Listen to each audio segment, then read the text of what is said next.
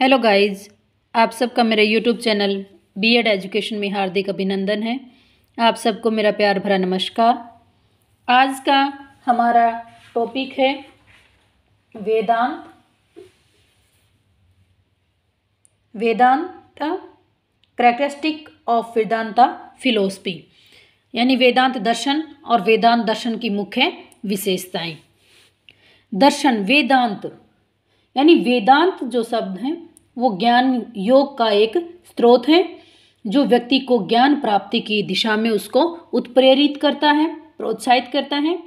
इसका मुख्य स्रोत उपनिषद है जो वेदों, ग्रंथों और वैदिक साहित्य का अंतिम भाग है, इसलिए इसको वेदांत कहते हैं। वेदांत का शाब्दिक अर्थ यानी वेदों का अंत यानी उसका सार। वेदांत की 3 शाखाएं जो सबसे ज़्यादा मानी जाती हैं अद्वैत वेदांत, विशिष्ट अद्वैत और द्वैत। आदि शंकराचार्य, रामानुज और श्री मध्वाचार्य, जिनको क्रमशः इन तीनों शाखाओं का प्रवर्तक माना जाता है। इसके अलावा भी ज्ञान योग की अनेक शाखाएं हैं। भारतीय दर्शन के अंतर्गत विशेष स्थान प्राप्त है इसको। वेदांत दर्शन के प्रेरणा शंकराचार्य जी हैं। शंकराचार्य वेदांत दर्शन का प्रमुख आचार्यों में सम्मिलित हैं। इनके दर्शन को मायावाद या अद्वैत दर्शन के नाम से जाना जाता है।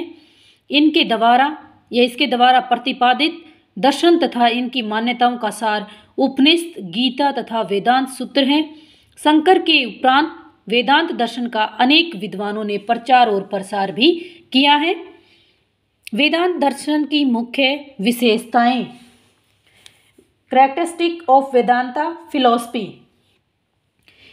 कि वेदांत दर्शन के अनुसार इस दृश्यमान जगत में मुख्य रूप से एक ही तत्व विद्यमान है जिसे ब्रह्मा कहते हैं, यानी ईश्वर कि वो कण कण में विराजमान है।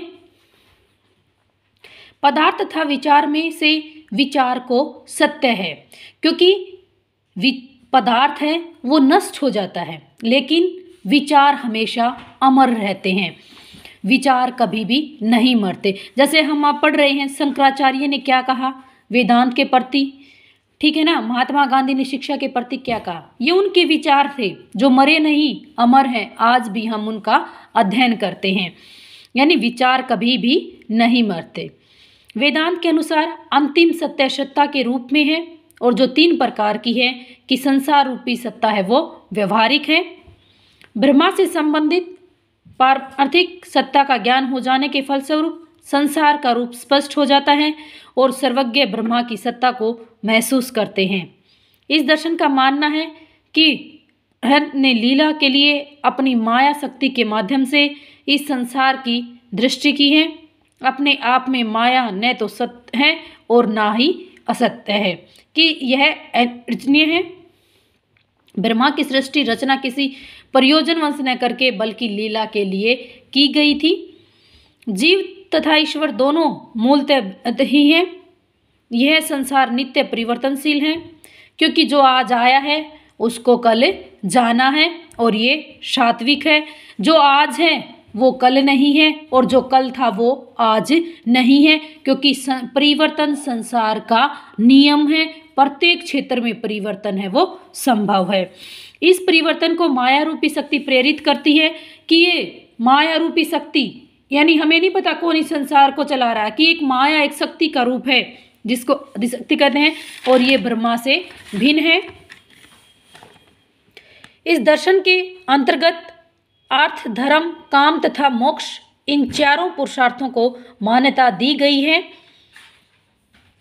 इन 4 को जीवन मूल्यों के रूप में स्वीकार किया गया है कि जिस प्रकार से मनुष्य के जीवन का मूल्यों के बगैर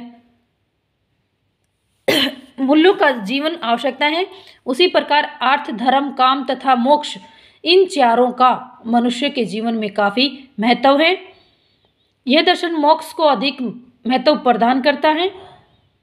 यह दर्शन भी वर्ण व्यवस्था तथा आश्रम व्यवस्था का पक्षधर है, और ये आश्रम व्यवस्था में वह संन्यास आश्रम को सबसे श्रेष्ठ मानता है, कि जो योगी होते हैं उनको, ब्रह्मचार्य आश्रम के माध्यम से सीधे संन्यास में जाने के मार्ग को वो सबसे ज़्यादा सर्वश्रेष्ठ है वो मानते हैं।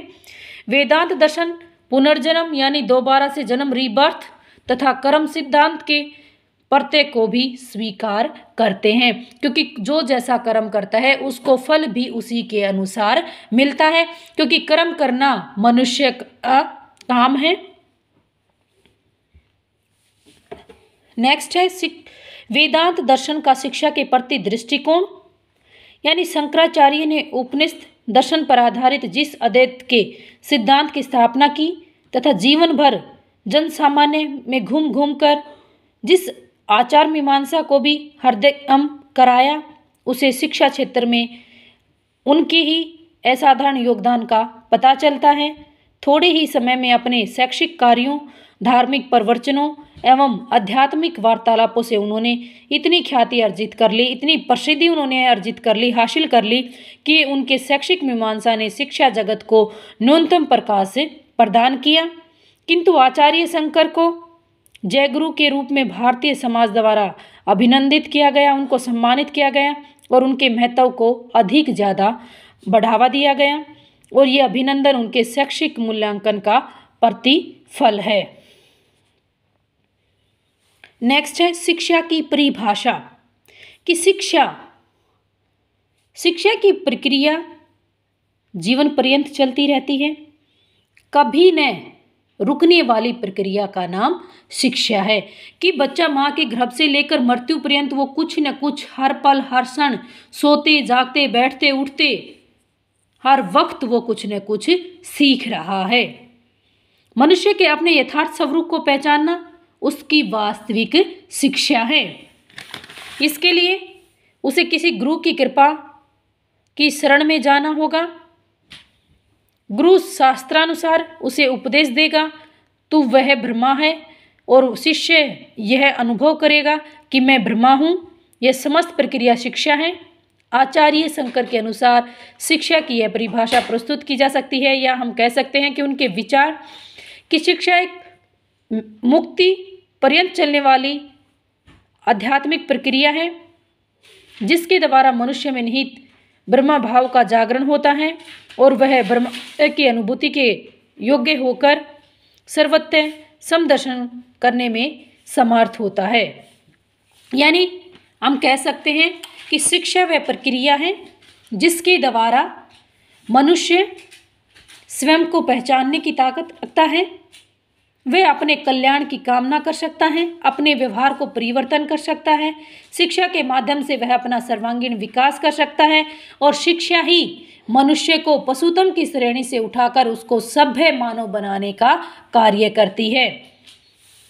नेक्स्ट टॉपिक में हम करेंगे वेदांत दर्शन के अनुसार शिक्षा का वर्गीकरण। Thank you guys. प्लीज़ मेरे चैनल को लाइक करना, शेयर करना व सब्सक्राइब करना। एक बार मैं आपको नोट है वो फिर से दिखा देती हूँ ताकि आप अच्छी प्रकार से पढ़ सकें।